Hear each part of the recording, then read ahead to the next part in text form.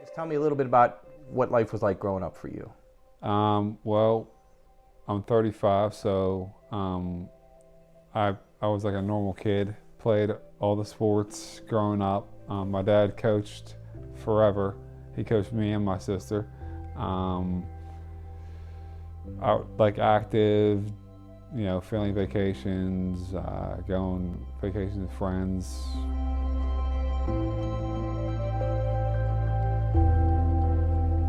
Seth, growing up, he was just a lot of fun. He had this curly hair, and at a very young age, he had to get glasses that were really thick, and he was just a cute little guy, and we had a lot of fun with him.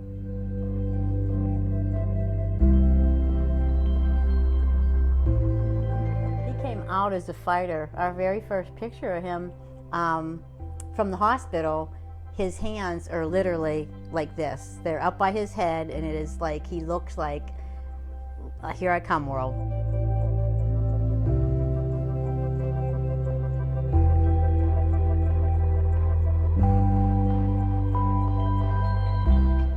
I didn't get diagnosed until I was 23. Wow. Whenever I was playing basketball, I noticed something was going on with my hands. I was cramping up a lot, so I just thought nothing of it and ignored it for a while, and then until it started like affecting my play. So I told my mom, and I made an appointment with like a hand specialist to see, and then he recommended me to a neurologist, and it went from there. What was it like when you found out the news? What? It was bad, because the doctor that we saw wasn't a believer, which is okay, but his beliefs weren't like ours. So going in there, we prayed before. Me and my mom went together, and we prayed and said, whatever we find out, it's like, you know, it'll be okay because God's in control. So he said all this negative stuff, like a wheelchair in 5 years, can't have children. You can, but they might inherit the gene, because they say it's genetic. Just a bunch of negative stuff that I was 23 didn't want to hear. You know, I thought it would be like, oh, a simple fix, you know, or like do this and it'll get better. I was upset, and I held back my tears, and my mom was upset too. And he's like, well, my mom was like, well, like, you know, we have a strong faith in God, and like we believe what He says. And the doctor's like, well, you didn't hear me. This is what's going to happen. And my mom said, well, you don't have the last say.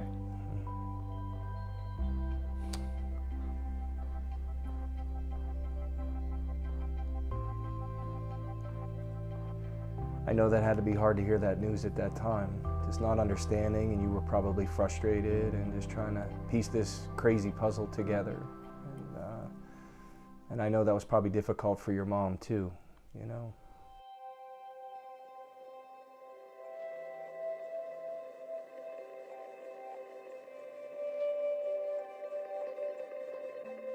So you went to the doctor gave you the news. Yeah. And after that, what did you do? What direction did you go, and where does it go from there? So after we went there and my mom told him that, he was taken back. So we just left the office, and that was the place to be, because we found another doctor in that same office that was more positive and wanted to help me like face this and do things, recommended treatments and things to do. So I'm still seeing a doctor every year at the neurology clinic, and I see a heart doctor for, you know, because the heart's a muscle, so it affects the muscle. So I see a heart doctor every year, a cardiologist. There, you know, everything's going good. It's just like it's just hard to do. Not being able to do things that I used to do is like what gets me. Yeah. As far as like sports and working out and all that stuff, that irritates me the most. But I'll get back there, you know.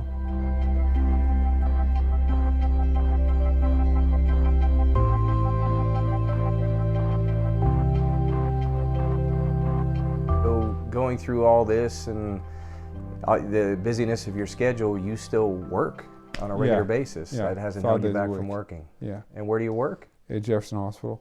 And what in do the you do? OR. Anesthesia tech in the operating room. Wow, so you're not just sitting in a chair or at a desk anymore. No, it's active. Yeah, I walk a lot. Yeah. And you still drive. Yeah. You still do everything. So nothing has held you back from doing things. You may not be able to do them at the pace you had done at one time. Right. But you're not letting it hold you back from doing what you want to do. No, can't. That's not going to dictate my life. Do you know what I mean? I can't let it.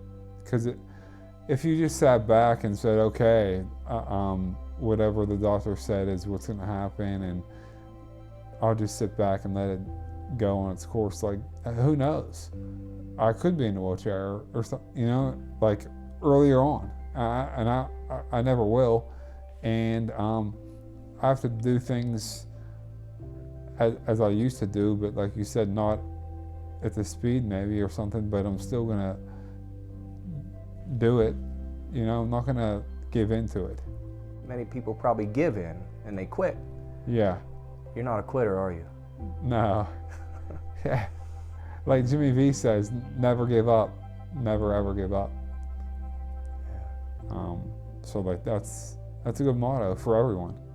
What happens when things do get challenging? What helps you get through the tough times when things do get a little difficult? Turn to God, for sure, without a doubt. Prayer, for sure. And my family's amazing what they do for me. Get me through all of it. I never want anyone to feel bad for me. Do you know what I mean? Like, pity isn't, I don't take it well. But, you know, they do. And I'm like, I'm fine or whatever, you know. There's always somebody worse off than me.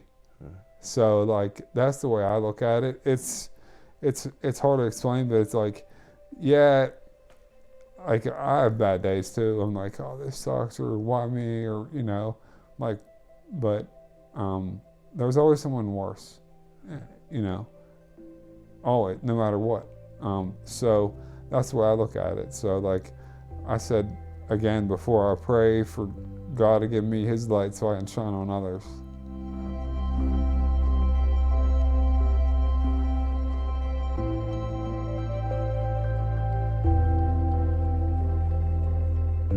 What are some of the things that you do to try and keep your body moving and keep those muscles going? Well, every Tuesday I go to a chiropractor, Dr. Alex.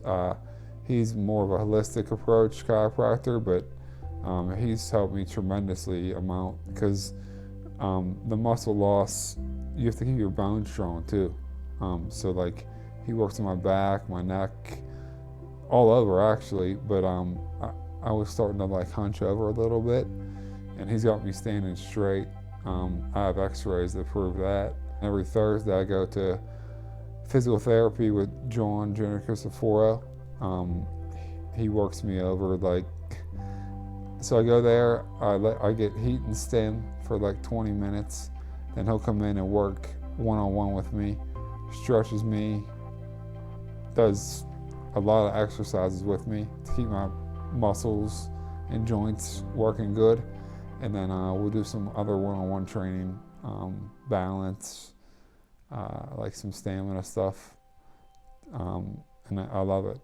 If you sit around and just don't do much, like the body still needs to work. So like stretching, exercising, you can overwork it, but you can keep it, you know, like at a steady pace. What you can do, resistance training is like what's best for it.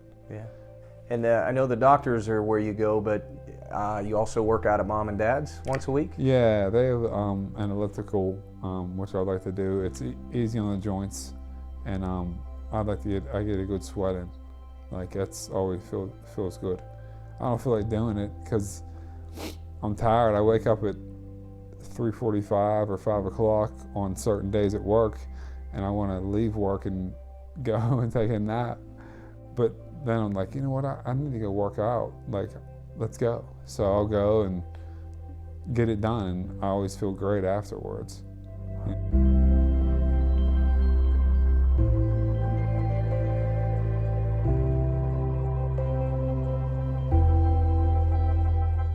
I never say that I have something, ever. Like, because the tongue is powerful. So if someone says, oh, well, what do you have? I'm like, I was diagnosed with this or that, you know, like I never say I have myotonia or, you know, yeah, I was diagnosed with it, you know, because you don't ever want to confess anything negative. Like, take ownership of it, you know? So that's what I like never do.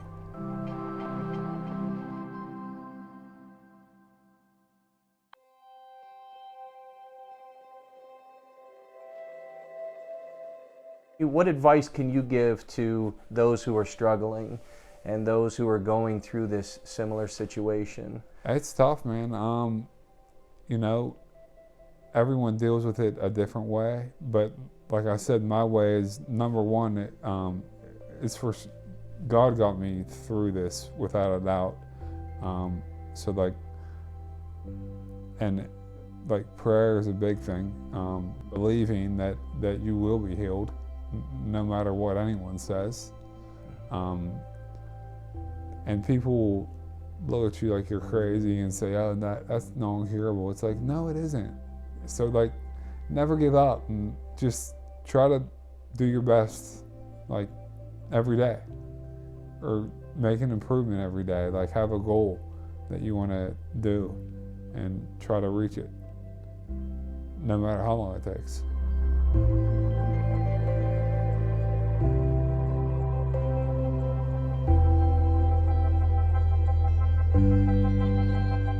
Like it was unexpected for me to get diagnosed with it at 23, and it was terrible, but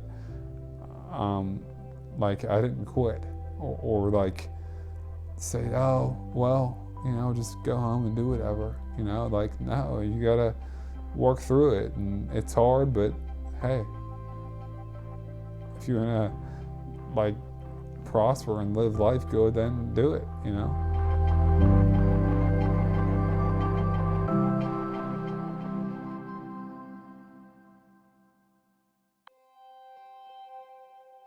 I think the hard thing is, earlier, whenever I was like in my late teens and early 20s, well, 23, but like I was in shape, very, played every sport, ran, jogged, you know, exercised.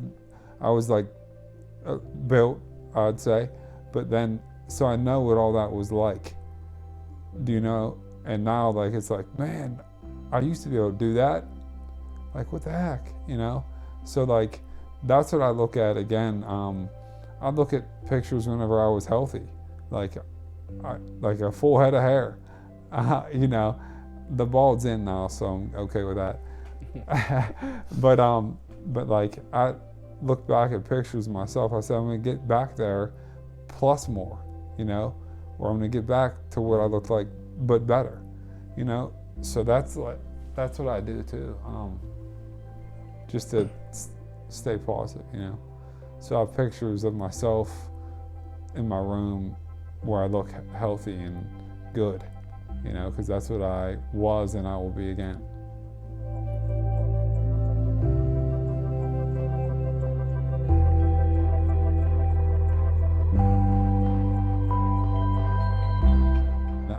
I've been blessed enough to have 2 benefits also, because everything I do, insurance doesn't cover it. So I've been blessed to have 2 benefits to raise money for like what I go through and do. So all that money that they raise for me, I use it to better myself, you know. So there are people out there with good hearts, man, you know. It's good to see it. It makes you feel good too, you know. Even though you don't want to have all that attention on yourself, it's like, you know, wow, you know, you're loved. So.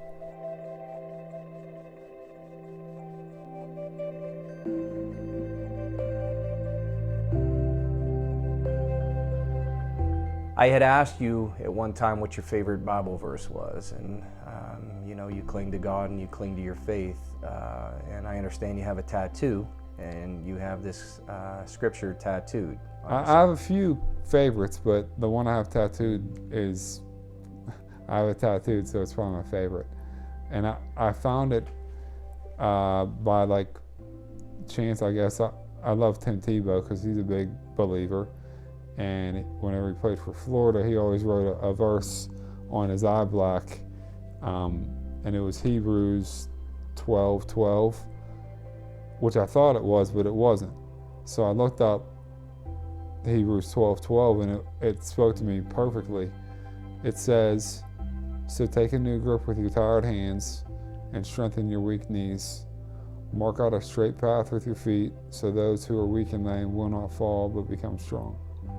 I'm like, wow, that's like for me, for sure.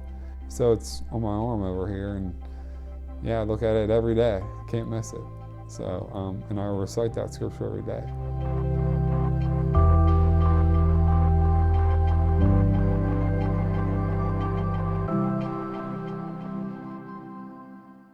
So what's next for Seth Simon, man? What's next? I know and believe that I'll be healed. So that's like number 1 on my list. But along the journey, I would like to have Miss Right along that journey with me, other than just my family, you know. So yeah, like that's my next step, really. I've accomplished a lot of what I wanted to do already, and marriage is up there. So like, yeah. But in the meantime, I'll stay faithful and, you know, keep praying and doing what I gotta do, you know, to continue like this journey and helping people. That's what I want to do.